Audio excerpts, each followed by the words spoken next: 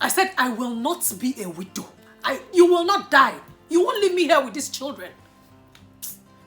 So I tried keeping it together while my mom was on the phone with us.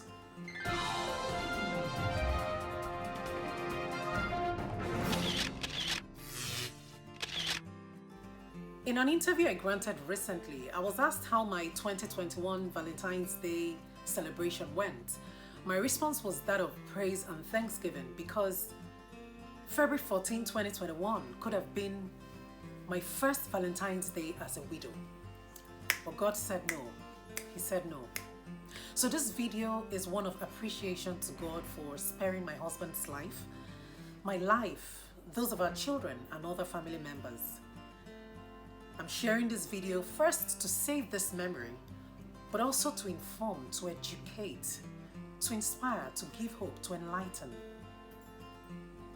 So this is our COVID-19 survival story, and you are welcome to it.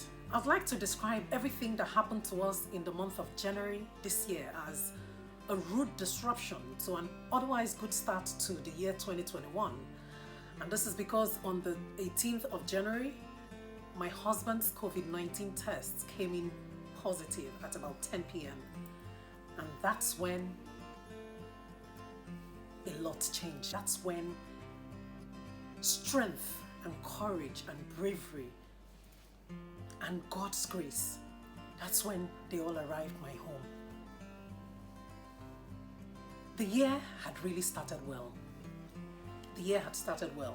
I had been nominated as a member of a committee on an important assignment to be executed in the East. And so right after the new year, I left Lagos for Enugu, then Owerri. And it was during this time that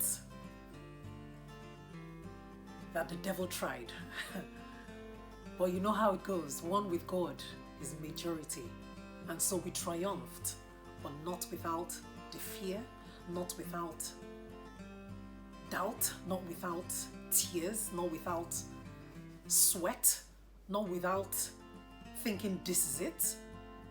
But in all that, we still triumphed. So I had left Lagos, and usually when I have to be away from the house for quite a number of days, we usually send our children, to my parents. And so we did that this time, and my husband was alone at home with a relative.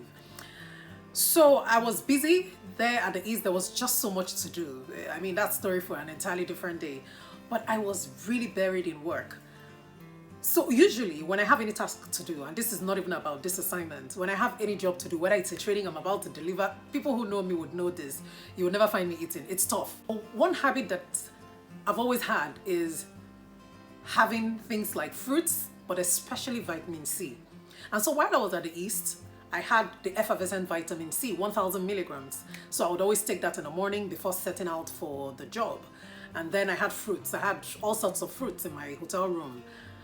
And I didn't know that everything I was doing, especially during that period, was preparing me for what was waiting at home, so to speak. So in the middle of the assignment, speaking to my husband, I mean, from time to time we get to chat, but speaking to him didn't always come easy. But somehow this period, I just had the urge. Something kept telling me, call him, you know? We would exchange texts. So on this particular day, after my assignment for the day was done, it must have been somewhere around midnight. And so I spoke to him, and he complained of being tired. He complained of feeling somehow. And naturally, we just said, okay, so it means you just need to go to the hospital. And this was because he had mentioned that it had been 2 days already. And that to me was strange. My husband usually, when he is ill, even when he is ill, you never really see him. Okay, first, let me put it this way. He's almost never ill. We've been married 13 years, and I've probably seen him really ill once. Once, like really down.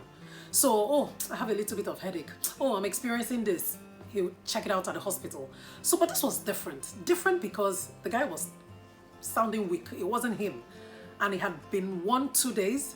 And so we agreed, you know what, just check it out at the hospital. And we left it on that note, and the next day he was at the hospital to really look at it, and tests were run, which is only normal, and he was given anti-malarial tablets. So he was placed on medication for malaria. And so I believe there was just like 1 plus of malaria, which didn't seem a lot. But I mean, he was down. So he was placed on medication, which he was taking. He was taking it, but he wasn't getting better. And so we spoke again. He said, just headache. I'm really tired. Let me just rest. It wasn't sounding really, it just wasn't him. You know, someone you've known for years, really tired. Just headache. I was like, this doesn't sound right to me. So thankfully, it was almost, my job at the East was nearly done. And so on the 14th, being Thursday, 14th of January, Thursday, I got back to Lagos. Now, I was supposed to have gotten back to Lagos a little earlier than that, but flight issues. But because I didn't even like the way he was sounding, something else as part of the assignment was supposed to keep me longer at the East. But I said, no way. In fact, all those around me knew she has to get a flight to Lagos. Whatever you have to do, just do it. And so whatever needed to be done was done. And my flight was secured. And I was back in Lagos on Thursday the 14th. When I arrived Lagos, normally when I come home, you know, my husband gives me this amazing welcome. But this welcome was there, but really not there. You know, so it was just there. You know, and I just knew something was wrong. I didn't quite recognize this man. I said, what's wrong with you? Just tired. Okay, how about the malaria medicine? He had just taken the last dose of the antibiotics, but he had other malaria medication to tidy up, the other ones remaining. But things weren't looking okay. And usually when I come back, there's like, he welcomes me, if you know what I mean, like, you know. But it wasn't just him. It wasn't just him. And so that was Thursday evening. Friday, for any little activity, he would be panting. I started saying to myself, this doesn't look right. Now, my dad is a pharmacist, and so I told my dad. They already knew he wasn't feeling well, but of course they didn't know the extent. And so I said, I don't like how Emeka is. He said, okay, what medication is he on? So I told my husband, please pass me your pack of drugs, your pack of medication. He passed it to me, and I was sending it to my dad. And he said, who are you sending it to? I said, my dad. So he wanted to know, what did he take at this point, So I spelled out everything, and everything seemed okay. I mean, that's what you'd normally take for malaria. But he had completed the antibiotics, and he was still weak. He was still tired. So I found that strange. Now, something else that was even worse was loss of appetite. He didn't want to eat anything. It was zero. You know when you bring food and somebody's saying, now this is somebody that even when he is ill would eat, and you'll be wondering, oh, okay, you are really ill and you are eating anyhow. That is for somebody, that is even when he gets ill. So put everything in the picture here. I'm trying to provide the context. He's almost never ill. He would always boast of, we the AS people, sure you are AA. We the AS people, we're never ill. Yes, I'm AA, so I'm probably the one that malaria has a way of playing with. But for him, he's almost never ill. Now, for somebody who is almost never ill, is now really ill, and really down, really weak, panting up and down, not able to move from here to, But you'll still see the trying to form hard man, but it wasn't looking right. And it was getting worse with each passing second. I mean, while I watched him. Then he didn't want to eat. You finish arranging food and decorate it and do paparazzi artistic work. And somebody's looking at it and frowning. Like, why is this thing like this? Why is this thing looking like this? Then there was pepper soup that he would massacre any day. Pepper soup came, and you see somebody just eating like So I said, what's going on here? So he had some pepper soup. He didn't finish it. I said, are you sure? Just manage. So, but I was happy that he had at least taken some. But nothing compared to how I would expect him to eat. But guess what happened? When he left the pepper soup, I said, okay now, uncle, you did not finish the pepper soup. And he actually had the pepper soup, then left the spoon in the bowl with the water, the fish, everything. I'm like, are you sure you're okay? At that point, the pepper soup was calling me. What did I do? I took the spoon, boom, I gulped. So this is not supposed to be funny, but we are laughing, and I'm happy we are laughing about it because God has really done it. God did it, but it was a scary experience. And the devil that's what I would call the devil was whispering things to me. For every time he whispered, I countered it and said, no, God lives. It's a lie. You're a liar. Oh God, you're a liar. I'm not going to lose this man. My husband would just lay there. And I'm like, what is this? Why is he just like this?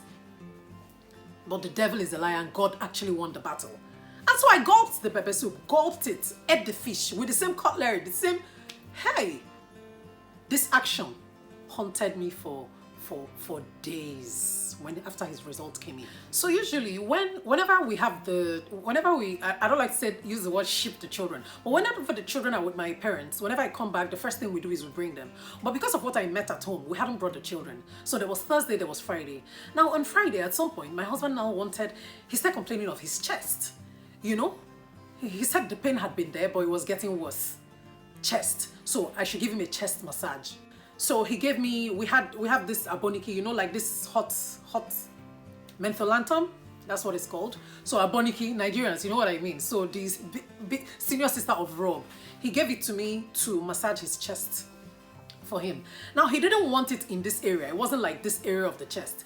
He wanted it around the rib cage, so lower here. And so somehow, because I had read things about COVID-19, right? And even though most times I say, okay, it's your medical background, that's why you're able to understand this. Yes, given. But normally with everything that had been happening in the last 1 year, everybody had almost become an expert in COVID-related things, or at least for the symptoms, to know what to look out for. And so I knew that chest issues or chest pain was something to raise anyone's flag, you know, to get you worried.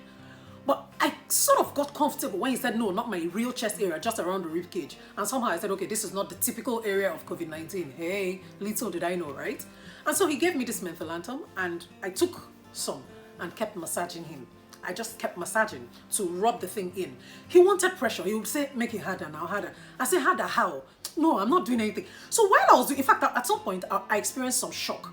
While I was massaging him, I started seeing red on his chest. I almost panicked. I was like, God. I thought it was blood, you know? So I was like, why am I seeing this? Lo and behold, it was my nail polish. My nail polish was melting. So that's something else that I've learned from this period. If for nothing else, you now know that aboniki is so strong that you don't even need women. If you don't have nail polish remover at home, use aboniki, it will so go. My nail polish was gone. So the swag was even beginning. That was the beginning of the swag. In fact, there was much more to come. At that point, so when I realized that, oh, my nails, I'm like, oh, thank God. So he wanted more pressure. I said, no, I don't want to put pressure. Because sometimes when people, I mean, those in the medical field or people from experience, you know that sometimes some things don't even need pressure. Some things you just need to let them be. In fact, in some cases, it needs a cold compress. Put something cold. Don't put pressure so that you don't inflame things or make things worse. So that was the first time I resisted. I said, no, I can't put more pressure. He really wanted me to really go in. So at that point, when we're done with that, you know, he still didn't want, you know, for the rest of the day, he didn't want food, but, you know, it would always be a struggle. And this was something I was finding hard to reconcile. This was something I was finding hard to understand. Struggling with food for a full-grown man like this that I had never seen such a thing with. So at the end of the day, he slept. So while he slept, I said, no, this doesn't look good to me at all. I started suspecting COVID. I read more, I researched more, I kept checking. And then we said, okay, we'll still hold on with the children, even though, you know, at every point you say, God forbid. No, God forbid. God forbid. And my husband is throughout this COVID period, his own extra care. You know, when they say wear your mask, wash your hands, his own was 10 times.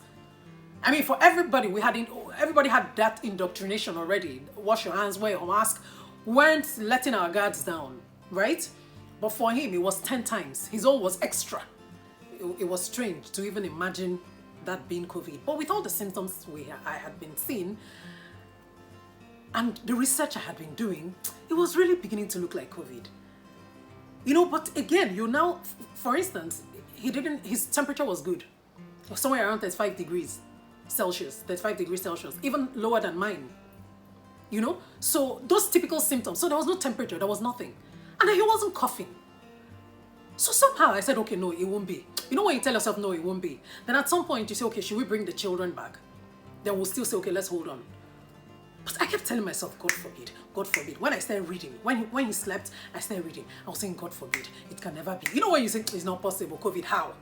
And then mind you, he had been on leave. He had been on vacation from the office. This was happening January, but he had been on vacation since mid-December. Since mid-December. So it couldn't have been work. It couldn't have been from work. So the question, so you see when things would just keep telling you, no, it won't be, it won't be. But one thing was clear, we had to go back to the hospital. Because I'll ask him, so what did the doctor say? No, but when he now said this, what did he now say? So he said, well, I said, let's just go back. Because it's only natural. No matter what the doctor says, even regular paracetamol will tell you, if after 3 days, symptoms don't subside, please visit the doctor, right? In this case, if after 5 days, 6 days, nothing appears to be changing, it only makes sense to go back to the hospital. So we knew that by Saturday, we knew the next day we'd just go back to the hospital. And so that's exactly what we did. So Saturday, we went back to the hospital. I already made up my mind I was going to ask the dreaded question. And that's exactly what I did when we got to the hospital. I asked the doctor, do you think this is COVID? Does this look like COVID to you? No. You should relax. It won't be COVID. Okay, so do you think we should bring our children? Because, I just wanted somebody to tell me, just go ahead with it.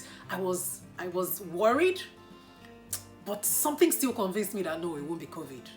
It won't be COVID. From where now? How? Who? And in all of this time, while I was away at the East, I kept telling myself, make sure you don't carry anything home, oh, please, oh, be careful, oh, make sure you don't. So that was me being super careful. Now, the assignment I was doing at the East exposed me a little. When I say a little, because there were quite a number of people. Although I was wearing my mask, but I know I got careless in 1 or 2 instances where some older friends were telling me, wear your mask, So, but let me leave that bit and just go back here. So the doctor said, no, we should relax. But he still said, maybe you should leave the children. But I said, you said it's not it now. No, it won't be it. Okay, well, if just... So we just made up our minds we'll bring the children because the doctor said it didn't look like it or told us to relax. He categorically didn't actually say it is not COVID. I mean, he wouldn't know now. He hadn't conducted any tests, right? In the hospital where we use, they don't conduct COVID tests there. So, but he didn't suspect it to be COVID. And that, in all honesty, was enough for us. It was enough for me. It's all I needed to hear. And so he just felt the malaria parasite probably resisted this treatment. And so he ordered another round of medication, this time injections, intramuscular. So he said, okay, he's going to take injections for 3 days, starting immediately. And so it was to happen that Saturday, then Sunday, then Monday. And of course, I was to bring him. At this point, I had become the driver, so I usually love it when my husband drives. Me, I just relax. This time, I was a driver. Which was fine because, that was the last thing on my mind. There's even no way he would have driven because the guy was weak. But in his weakness, I was still seeing him trying to do man. But at that point, when the doctor said, okay, let's do the injections, I was happy. I said, okay, just maybe. And so on our way back, we said, maybe we should get the children, right? He said, yes, but I should drop him at home first, which is what I did. Dropped him at home and rushed off to my parents to get the children. This was something else that was going to haunt us for days and days to come. When you say, what's that R. Kelly song? Is it R. Kelly? Yeah. If I could turn back the hands of time. I am laughing and I'm happy infusing some laughter here because this is a victory story. But I wish that was, I would call it, I don't even know. At a point, whether a mistake, a bad decision, but it was all of that. Because I went straight, dropped my husband at home, went for the children. I couldn't wait to see them. It had been how long? Over 2 weeks? So I just needed to bring the children. And so I got to my parents' house, see my children. Everyone, mommy, hugs here and there. My sister's children were there, her little children. How are you? I carried this one, I touched this one. Then of course, my parents who are not children. And we know what COVID does to adults. I don't know. Almost as if this is a bad period to be old. This is a bad period to be above 60, really. This is a bad... It was just terrible. But at that point, oh, Enemchukwu, my mom, hugging this son. Oh, then my dad. Okay, I don't think my hug with my dad. In fact, I was saying, I don't know what angle, but there was plenty hugging and kissing and welcoming. Now, ordinarily, I would have sat to, give my mom gist and stories. Okay, I don't even know if gist is an English word, but let's leave that. So I would have given her gist, but it didn't happen because I had to go back to my husband, who wasn't feeling very well. And so they understood. They even went, okay, keep going, go. And so I took the children home. When we got home, my husband was asleep, but they all rushed into the room. So I said, shh, let me check. So he was asleep, but immediately he heard us, he woke up. And so he was on the bed, but he stretched out his arm and wanted the children to come to him. So each of them came to him one after the other. How are you? So, daddy, mwah, mwah, mwah. Small pecks there. But he was lying on his stomach. And so he just stretched out an arm, so around each of them. And then I said, okay, guys, let's go. So they left the room. Leaving that room was the last time they saw their dad for the next 16 days. That was the last time. And that was when things started getting funny. Since I got home, I hadn't unpacked. So that day was me unpacking my suitcase, So I spent the day with everyone, my aunt, then my children. Really, so there was full interaction. They didn't come into daddy, but that's because he was sleeping and he needed rest, so they didn't come back in. Sunday, at some point, he wanted to eat. It was a struggle already, maybe in the morning, but towards evening, somebody wanted to eat. He said, I want to eat. I was like, sir? So he wanted to eat, and with so much happiness, he actually requested food. We got food, designed it well, added vegetables, and he ate. He didn't just eat, he finished it. I was like, whoa, okay, this is good. And so naturally, I just thought, thank God, this injection. So can you imagine, the malaria parasites were just misbehaving since. So it was just ordinary malaria. I was just happy. And of course, I continued my interaction with my aunts, my children. I usually don't eat chicken skin. I mean, because I didn't want to disturb my husband whenever he was asleep, I would, stay with the children, would be in other parts of the house. I don't eat chicken skin, so when my own meal came, I was removing the skin. I removed the skin, which is what we normally would do. And so ask, who wants skin? Mommy. I remove skin, take it out, open your mouth, into the mouth. Who wants skin? I distributed it amongst 3 children. 3 children. Now there's this tea I came back with from Enugu, from Enugu stroke Owerri, yes, which I saw some of the people there consuming. They said it's Professor Maurice Iwu, former INEC chairman, yes, that makes it, which is actually what it is. He has this big pharmacy in Enugu. So these people were consuming it in Owerri, and one of them could, in fact, he was swearing that this tea saved him from COVID. Saved him, that his wife had COVID, but he didn't get it. And he strongly believes it was this tea. It just had to be this tea. And they were drinking this thing, but they were crying of how bitter, but it will grow on you. You'll get used to it. Just take it morning and evening. And somehow, by the time I got back to Enugu, before continuing my journey to Lagos, I had purchased the tea.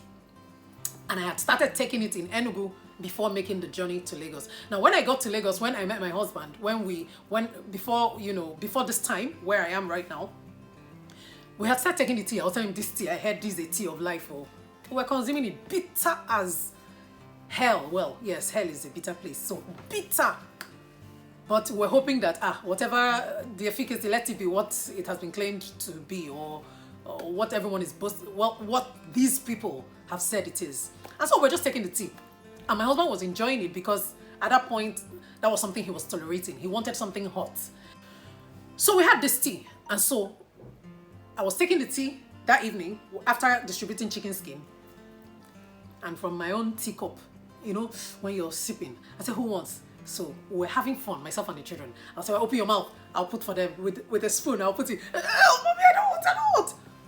We're playing about it, but we consumed this tea. So think about it. I had put chicken in their mouth, using the same cutlery, in fact, using my hand. They had consumed my tea from where all the saliva exchange may have occurred, right? Another portion that was to haunt me in only hours. So By evening, after my husband had eaten, and I was so happy he had had something to eat, he picked up his laptop. I said, look at this one. Oh. Picked up his laptop. Officer of the Republic of Nigeria, the officer. So he picked up his laptop and he wanted to do work. So he started working. I had underestimated my level of exhaustion since all the work I did at the East was a lot of work. It was tedious. I got home, I hadn't rested. And so on this day, you know how it's almost like a burden or something is lifted off your shoulder, you know? So I relaxed a bit. We had been to the doctor the day before. Doctor had said things were okay, we should relax. So I had brought back the children. The house, the warmth in the house had returned. Husband wanted food only not too long ago. So it was just natural that I just dozed off. I hadn't planned to sleep at that time, but I slept. By then the children had retired. I mean, for some reason, we just said they should stop coming into the room. Remember, we were relaxed, but for some reason, we just said they shouldn't. In fact, I think it was my dad that actually said, maybe the children should stop coming into the room for now. He had mentioned it to us. This was Sunday. But by the time my husband said I wanted food, we said, okay, all should be fine. Still, they didn't come into the bedroom any longer. I now had to do prayers with them outside of our bedroom. Usually they'll come to our bedroom, we pray as a family, then everybody to your tent to Israel. So, but on this day, I had to, do the prayer with them. So I slept off. At about 2 a.m., my husband calls. He tapped me. And then I woke up. I'm dizzy. I said, Meanwhile, when he tapped me, for me, I felt, okay, well, you're well, you know? So when he tapped me, I'm like, when you're just tired, like, baby, I'm dizzy. I said, dizzy. I flew. If you see the fly, I'm not now. If this video could just stay with me, if this camera could just stay here and I demonstrate this thing, I flew. I jumped. Because in my head, I'm like, dizzy. No. To the fridge immediately. So I reached for our fridge immediately, pulled out. There was Fanta there. So I took Fanta. I just wanted anything that had sugar. Got a disposable cup quickly from there in the bedroom and emptied it. Well, half. And I consumed it. How are you feeling? I'm just dizzy. I'll just rest a little. I'm like, okay. Sorry. At that time I was like, the devil is a liar. He had just eaten. The doctor said it's okay. He had just eaten. I said, is it COVID? Can this thing be COVID? I was just having this dialogue with myself. He slept off maybe at about, say, 2:30 or a couple of minutes to 3. But my own sleep was gone, like so gone. And this was me that probably retired about 2 hours before I was woken up. My sleep was gone.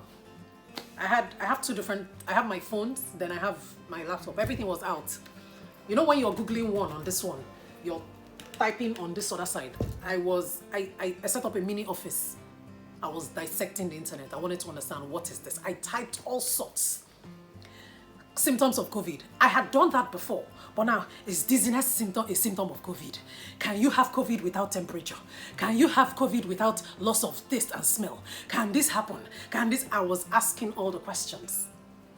It was at that point it occurred to us that people, no need to waste time. You're going to do that test and you will do it today. I mean, today being Monday, it was 2 a.m. already. So that was Monday. We're going to do that test. And before then, we had already made plans for my daughter's birthday, which was on the 18th, being that Monday. We had made plans. It was her 12th, she was to turn 12. And so, okay, so what do you want? So we'll get this, we'll buy this, we'll do this, We didn't know her birthday gift was just going to be something else. So at that point, nobody was thinking of birthday. All that we're thinking about was get to the hospital. So it was clear to me that night, while my husband had dozed off again, that it's time to do this test. For us, as much as in my mind I was saying it won't be COVID, but something was saying for your peace of mind, just know your status. Just know. And so that's what it was for us. So by morning, it was clear. We just went ahead and made payments, got to the hospital, did all what we needed to do. Let me just, summarize this bit. His sample was taken, and then we had to wait for the result. We were told they would come in the next day at 9 a.m. So on our way home, I decided to, just in case, just get some medication. you know. So we already had vitamin C 1000 milligrams, which my husband had been taking long ago. We got this before the lockdown, the year before, last year. So we're already used to taking 1000 milligrams of vitamin C tablets. But somehow I'm not very good with pills. I don't like pills, so I usually use the effervescent one. So my husband had always been taking the 1000 milligrams. So we got zinc, then we got vitamin D3. And then a friend had advised that I get oximeter. I was wondering, what do I need it for? But he said, just get it. In fact, it's something you should have in the house, the same way you just have the thermometer in the house. So I got the oximeter. I had searched and searched and searched at least 10 pharmacies on the island before I eventually got one. In fact, that was the last place we said we should just check. And so we got the oximeter, and the whole idea, which we came to be grateful for later, because the oximeter is what helps you check the oxygen level. Things start getting scary when the oxygen starts dropping. And so we had all these values. Okay, so from this to this, if it drops below 90, then you should just start getting worried somehow or pay attention. Then of course, if it goes way below. So basically, the range you should operate should be at least above 90, you know, but ideally 95, 96, 97, 98, 99. I doubt if people have 100% oxygen, but that's where you should actually stay comfortable. And so we got this oximeter, and then when I was buying it, for all the medication I was buying, except of course for the supplements, we were saying, okay, these ones, you need it, COVID or no COVID. But when I was buying the oximeter especially, I left him in the vehicle, then went in to get it. I kept saying to myself, God, we will never need this. We will never need this in Jesus' name, you know? So the result was to come that evening, the next day. So we're expecting it the next day. So I had dozed off again, somewhere around 8:39. I was really tired. I hadn't even recovered from my trip. So I had dozed off, but it wasn't supposed to be my final sleep, but I just, you know, slept off a bit. Then my husband woke me up and said, what if, but this result now, what if it comes and then tomorrow and it's positive? I said, sure, it won't be positive, or it won't be positive, but if it comes, it comes, but it won't be positive. I had already said this. I didn't know at this time it had been sent to his email. He had the result already. And I said, okay, I have the result. I said, the sleep disappeared. The way this sleep leaves me, I said, He said, it's COVID, it's COVID. I just stood and started singing. Don't ask me what song. Till today, I have not, since after that day, I haven't been able to tell what song I was singing. But I didn't say a word. I didn't say it is well. I didn't say whoa. I didn't say wow. I just rose. I rose from the bed and started singing. So let's just say I was singing, you are the Lord. But till today, I've narrated the story to a couple of friends. They've been asking me, what song were you singing? I do not recall what song I was singing, but I burst into songs of praise that I do not remember. A friend already said that's where your victory started. And I don't want to say anything otherwise, because God took control from that point onwards. But that was when, so at a point I just stopped singing. I came back to him, I said, let me see the result.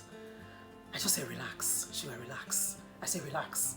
He was relaxed because all through, he was just looking down. He just had the result. He was just there.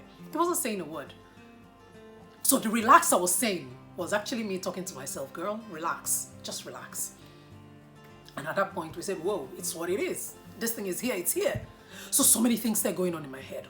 What is this? So the next thing was, so what do we do going forward? At that point, we just activated everything. And it was, you know, sometimes for people, I even shocked myself this period because survival mode set in. At that point, I'm like, I'm not losing this man. Oh, okay, you're not going anywhere. Like, this won't happen. You know, the devil will start whispering things to you like, this is it. Like, you know, you start asking yourself, how old am I? God, what is this? Is it possible? You start thinking of things. But at that point, my head went in 100 other directions. As much as I was thinking survival, I started thinking of every other person I had made contact with. My mom. She's not 10 years old. She's not 50. My dad. My children. The chicken I gave them. The food we ate. I started thinking of myself. The pepper soup I just had. Oh my goodness. I started thinking of myself. You've been here since Thursday. You've been here with this man since Thursday. I'm like, whoa, girl, you're in. I wasn't thinking of myself. I was no more worried for myself. I was thinking of the others I had interacted with. My aunt lives with us. She's not a child. She's above 60. I'm like, whoa. So those were the things that started sinking in. But at that point, I kept looking at him. I was saying, this guy, you're not going nowhere. You're not going nowhere. You know, whoa. At that point, the first thing I did was I pulled out the oximeter to check his oxygen level. It was 91%. I said, okay, this thing is not at 90 yet, but 91, not too good. And from what I had read, I'll probably share that screen with you. Between 90, if it's lower than 95, upon exertion, physical energy, you might be needing oxygen, but nothing to take you to the hospital. You know, at that point, I just realized this is what it is. But funny enough, his appetite started picking up. Somehow it just started picking up. And if we hadn't done that test that day, we might have actually thought maybe it was the anti-malarial injection that started working. It started picking up, but still he was weak. Still he was just there. So things, but ultimately, I got worried for the rest of the family. So we broke the news to my dad that night and we left it with him to find out how he's going to tell my mom. Remember, the result wasn't supposed to have come in that night. We're expecting it 9 a.m. the next day. So my dad didn't tell my mom. But by the time my mom called me somewhere around 9:30ish, the next day, I knew he had broken the news to her. I picked up, Mom, good morning. I mustered all the strength I could to keep a regular, strong voice. But that's not how I was feeling at that point. Mom, good morning. And she burst into tears. She cried. January, 4 years ago, 2017, was when we lost my only brother. She hasn't exactly recovered from that because for every year since then, during his birth and death months, somehow she gets ill. So September or January, my mom gets ill. And that's when he was born and when he died. Somehow. So she started crying. I said, Mom, why are you crying now? Mom, it's okay. We're fine. Don't worry. It's okay. I tried to keep it together. She kept crying. You will not die. You people will live. Tragedy will not befall us again. Not this January. Not any other January. I kept saying amen. We said we will not have any tragedy again in this house. I held myself together because I was close to tears at that point. I was looking at my husband. He was just there. You know? I said, I will not be a widow. You will not die. You won't leave me here with these children. So I tried keeping it together while my mom was on the phone with us. You lost a brother. I lost a brother 4 years ago. I'm not about to lose a husband. I said, no way. It won't happen. And so survival mode kicked in. We prayed as a family. I said, this won't happen. And so everybody, that time, I think I had become, everybody was on a strict, we had a structure. I put a structure in place. Everybody was going to get vitamin C. Well, my husband had issues getting vitamin D3. He was getting vitamin D3, but not sunlight. So he wasn't getting sunlight because he was worried about even walking past any part of the house in an attempt to get sunlight. And it's not like we have a balcony, you know? So, but zinc, vitamin D3, vitamin C, steam inhalation, all sorts. I did the organic type, so morning, evening, in between, for the entire house. We assumed that everybody had COVID. That was just the assumption. It was just everybody was on this routine. So we're giving everybody including the children, you know? So of course my parents were worried, but we all said to at the point it was as if everybody was looking at me like, if I ever get ill, if I had gotten ill at any point, then it would mean they should all start getting worried. But we thank God that didn't happen, or at least I didn't disclose that, even when I started feeling funny some days later. So before all of this time, you know, before getting everyone involved, we had to tell the children. How was I to tell them? We had thought of it, how were we going to tell the children? So eventually I called them and they knew we had gone for the COVID test, but everybody was expecting the result the next day. So even the next day when it came, by the next day, we had seen it a day before, but I went out earlier to go and get more medication. And so the children, when I got back, they were asking me, Mommy, have you collected the result? I said, no, not yet. I hadn't gotten I didn't have the words yet. I wasn't prepared mentally. I didn't have the words really to break it down. So at some point later that evening, because the earlier they knew, we thought, the better for them. At this point, I had become a masquerade. I was wearing masks all over the house. In fact, I had started wearing masks since Sunday, you know, but by Monday when the result came in, there was no error.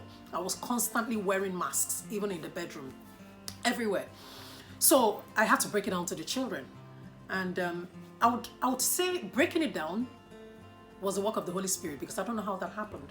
It was the Holy Spirit that put the words in my mouth But we had to make certain things clear. We had to explain to them, listen, this thing is here and it's here. But I did it in such a way that it became like comedy, actually. I said, when you see mommy, when you see me coming, don't worry, everything is fine. Daddy will be fine. We're going to be okay. But when you see me coming, what do? Just start running. You know, I demonstrated and they kept laughing. When you see me, what do?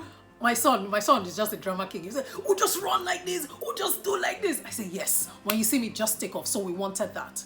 So we said, so they were saying, oh, mommy. I said, yes, but would you rather not have mommy or daddy around forever? They didn't want that. And so this thing became real to them. Even all the time my parents would call, my mom, when my mom even called, whenever she wanted to call, when after speaking to me and she wants to speak to my husband, she would say, okay, when I tried giving him the phone, which is what we normally would do, she said, okay, no, wait, I'll call him on his phone. So everything, by all indication, there was a constant reminder that this thing was here with us. For every time I'll pinch myself and say, wow, how did we get here? How did this come in? How?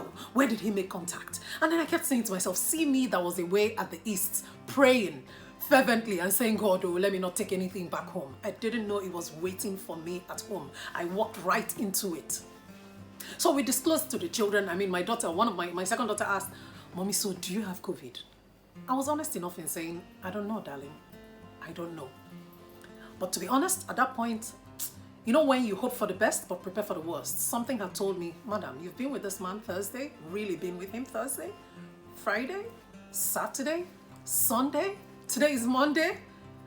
You know that voice that will tell you, Auntie, you have COVID. Just take it like that. Just start managing yourself. So that's what, you know, but for everything, we were giving him all the fruits, the zinc, the vitamin D3, the vitamin C, everything he was taking. The steam inhalation in the morning, we'll do organic. So you have turmeric, you have turmeric, you have garlic, turmeric, garlic, ginger. What were those other things? There's so many things diced into the water, like to really make it organic. Then we boiled it. Then in the evening, in between, then the evening would always be eucalyptus oil. That's what we're using for stimulation. Everybody, for children 10 minutes, for adults 20 minutes. Every single person in the house. And it was a strict routine. Well, for those who know me, when I mean business, I mean business. At a point, when my husband started feeling better, you hear him now saying things like, this your government is hard, oh. Must I do this one? I said, oh, okay, you're getting better now, right? So that's really what it was. But at some point, it started looking like I had started losing my mind. I started looking crazy, really. Because everybody wanted to know. Well, my friends, 4 friends, I let 4 friends in on this, and I'm eternally grateful to them. Ambassador Enemchukwu, you know we are eternally grateful to you. You were there throughout, checking, confirming, counting down with us during when we had to, just a few days to doing our confirmation test to know if the virus had indeed left. You were always there. 3 other friends were there, and they were amazing. Some offered, made amazing offers, you know. There was all we needed to do was just request, and it would be done. So the friends, thank you so much. You shall be mentioned on a different date, but for now, some of you want to be left anonymous, so I'll just respect that. But you must know how grateful we are. You were there throughout. And we thank you for everything. So at that point, we were doing everything. For me, I started looking like I was mad, like I said. People wanted me to, I was told, go and do a test. I didn't want to do a test. And that's when the first looking like I was mad had started. I didn't want to do a test because I said to myself, if I do this test and my test result comes negative, what happens? I had weighed this thing. It had tortured me. The thoughts, the process had. I said, okay, I would really love to know for my peace of mind. But when you find out you are negative, for example, what then happens? It would be madness to go back into the same room. It's almost like saying, God has saved you, auntie. You're not COVID positive, right? How will you then go back into that same bedroom? How will you still how will you interact with him?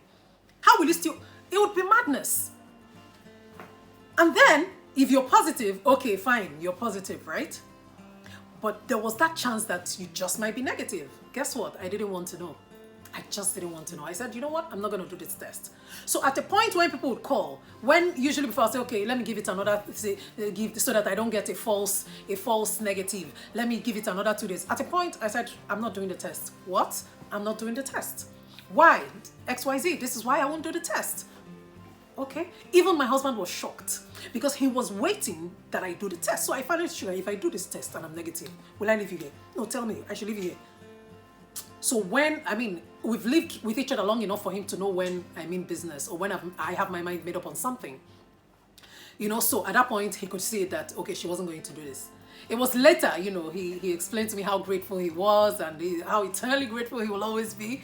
But at that point, maybe he was too tired to even say thank you, but so that matter rested. Everyone left it. My dad had emphasized, he kept saying, wear a mask around the house. No, not around the house, even in the bedroom. Now, he was talking to my husband as well. So you and Emeka should wear masks even in the bedroom. But for somebody's oximeter reading, I was checking multiple times a day and monitoring. I wasn't going to have any opportunity for oxygen, for us to have oxygen issues. I would go out with one vehicle, fill up the tank, come back to take the other one. For every time I go to the filling station to fill it up, I'll say, God, I'll never use this car for crisis. We'll never look for oxygen in Jesus' name. We'll never look for oxygen in Jesus' name. God, and then you look at the TV and you see Lagos State weeping, crying over crisis of oxygen. How many new cylinders they're trying to get, the oxygen plants they're trying to get. And then you hear Governor Sanwo-Olu saying, if you sense anything like malaria, quickly go and get a test. All these things were happening and I have a confirmed case with me.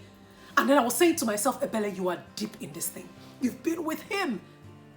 You're deep. So I just kept remembering that Shadrach, Meshach, and Abednego in the Bible that were thrown into that fiery furnace and they made it alive. I said, God, you see that thing you did in the days of old, you will do it again. I'm in this thing. I'm in. I know I'm so in. And at the point when I told people I won't do the test, okay. They care, but they're like, well, it's your decision. So I said, God, I know it's my decision, but you're going to see me through this. You will see me through this. When I do that test, it must come negative. But I was highly exposed. You know when they say mild, I was highly exposed. I had been overexposed. And that's what it was for me. We were to be wearing masks. I started wearing masks in the bedroom. I told my husband, you will not wear mask, Oga. He was always, whenever he wore the mask, I said, take it off. You can't wear mask. Do you want your oxygen to drop? Take it off. So he stopped wearing masks inside the room. But I knew the danger I was in. If he coughed, if he sneezed, with my microbiology background, I was just seeing the balls of corona, the spiky green things flying all around. I was just saying, hey, Ebele, you are in. You are inside. So somehow, you know how the devil might want to mess with you. Over time, maybe out of stress, I would have a headache. I'll say, whoops, it looks like this thing is here. The next night I get weak, unusually weak. The next night I find myself panting. So funny things. Then the next night I'm well again. I'm good again. I'm like, no, the devil is a liar. So my dad would call to confirm, but people wear masks in the house, right? I say, yes, yeah. That wasn't me lying. Yes, we wear within the house, but that was really me. I didn't want my husband wearing it.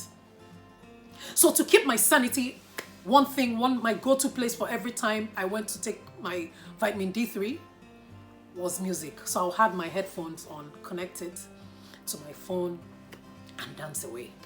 It was a beautiful time for me. It helped my mind. I would dance. I would praise God. Different songs. There's this particular one.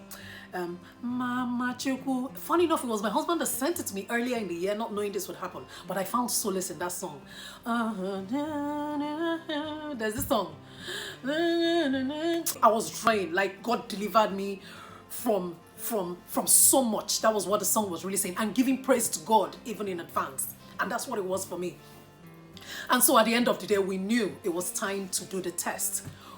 Usually you're told if from the time you're confirmed positive, give it another 10 days, you should be able to mix with the public. But we said, no, we'll give ours 14 days. And so we're to do the test 14 days later. We made payment again and we headed to the hospital to now get the verdict for both of us. So today is actually the day the Lord has made. We shall rejoice and be glad in it. I'm here for my COVID test. My husband's COVID test is currently ongoing. If you look, you will find his sample being taken. And what I want to say, I don't know what my results will be, but it should better be negative. But I've been with him for 14 whole days, taking care of him. Like, I don't know. I really don't know what to expect. But yeah, I'm hoping for the best. will be for the best. So that's it. He's here for the repeat test while I'm here for the main test.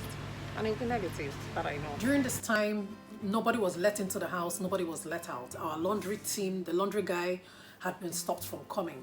Thank God for the effect of soap on coronavirus. Still, we had stopped him from coming the moment we discovered my husband's status. Then nighttime provided for me. Usually, it's almost as if my creative juices flow better at night, but especially during the lockdown. But when you have work to go to, you can't afford to stay up too late. So this COVID period was another period when I was staying up late, but this time for research to check things. Because one thing was clear, no doctor could tell us at that time what medication to take. None. For all the doctors we reached, including ours, they couldn't say take XYZ. And there was no way to blame them. You couldn't blame them. They're not sure, they're not sure. This thing was, it's like an emerging disease, so to speak. So nobody was sure, especially if you're speaking to a doctor that is not in a hospital where COVID patients are treated. So we didn't blame him, for we didn't blame those who didn't know.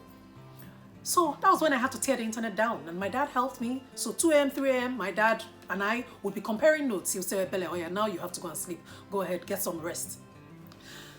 So I had to, by the time we had research was done, we're contemplating the Zithromax, ivermectin, and then hydroxychloroquine. But of course, there was this calculation of don't take this with this. If you're taking Zithromax, then you cannot take ivermectin. So many things, including those on the internet. At the end of the day, we settled for Zithromax. For me, I took Zithromax and hydroxychloroquine at the same time every day, 2 hours after meal. Same time every day, I took that for 5 days.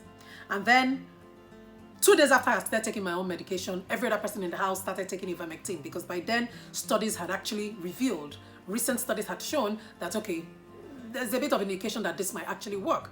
And Governor Sanwo-Olu also mentioned something along those lines. So my parents, my mom, my dad, everybody, for every time my parents called me, it's true they wanted to know how I was, but something kept telling me that they were calling to know if this lady ever gets ill, then we should all get worried.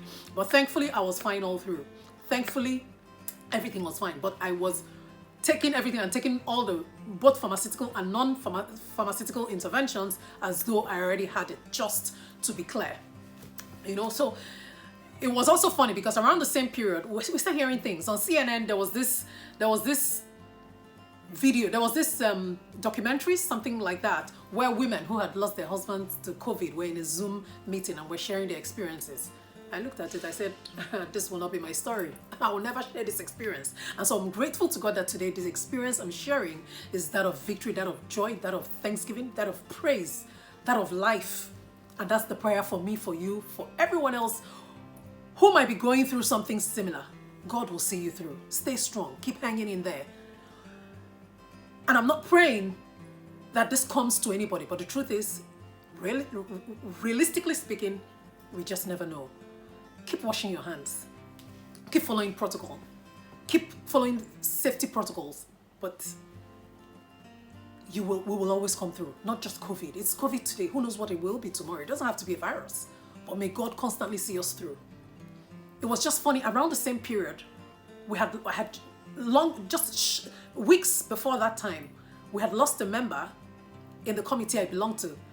And while my husband was battling, another member in another committee I belonged to, in fact, the one from my return from Enugu, the one that was part of, that should have been at Enugu, which is another thing we should be grateful for. He died of COVID, but he should have been at the event I just returned from, but he didn't make the event.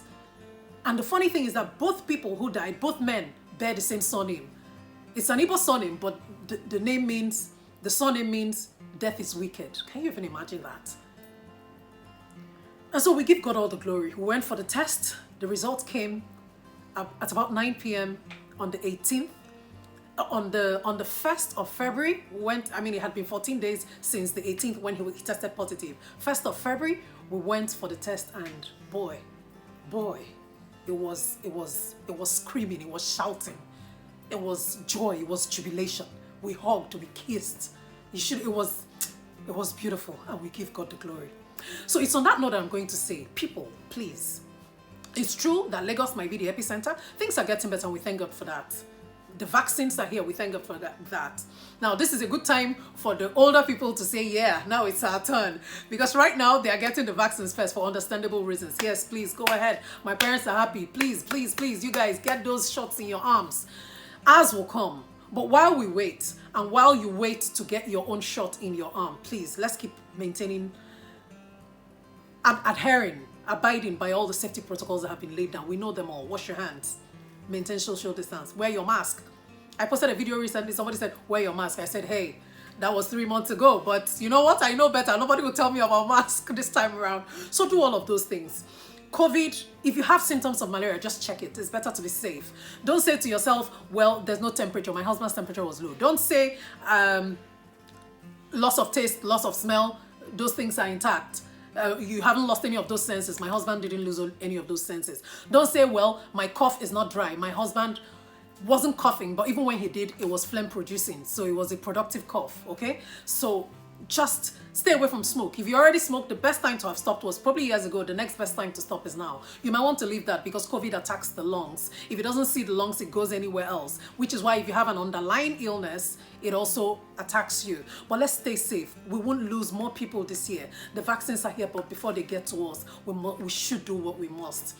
Okay, so keep your immunity up. Those fruits are great. Take those supplements. But like I keep telling people who have called me over and over saying, what drug should I take? I cannot tell you what medication to take, because before you start don't self-medicate. For supplements, it's fine. But if you must take any medication, please do that based on the doctor's advice. Okay, get clearance from your doctor.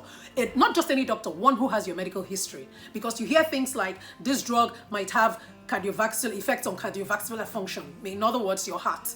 So please be careful so that we're not trying to chase COVID and then we start damaging other organs and start suffering those consequences later down the line. But it won't be our story in Jesus' name. So on that note, I'm saying this is my story. It's my story of survival, our story of happiness. I may never know if I actually got this virus, but we tested, the results came in and we're negative. All of us negative. I may never know, but you see, this is something I probably don't even need to know. Some friends have said, okay, if you need to know, you can do X, Y, Z. I'm not sure how to know if I ever got it, but I really don't want to know. We are safe, we're fine, we're grateful to God. He delivered us, He delivered me. For every time, when my husband sleeps, we face different sides of the bed. By the time I wake up in the morning, we're facing each other. Everything, I'm inhaling everything. So I already told myself, you're so deep in this. Will I sleep with the mask on? No. But God delivered us and we're grateful. And so thank you for listening to my story. May it inspire you, may it give you hope. And for all those who have lost people in this battle, God, we pray that their soul will continue to rest in peace. When we hear these figures, they look like just statistics. They are people, they are fathers, mothers, siblings, relations, uncles, aunts, colleagues, lovers. May God continue to give us the strength to bear the loss for those who have lost ones, and we will not suffer tragedy. Thank you for the story, and do not forget to subscribe. You know I'll always say that. Subscribe if you haven't done that, and enjoy the rest of 2021. 2021 will still be a blessed year. Amen.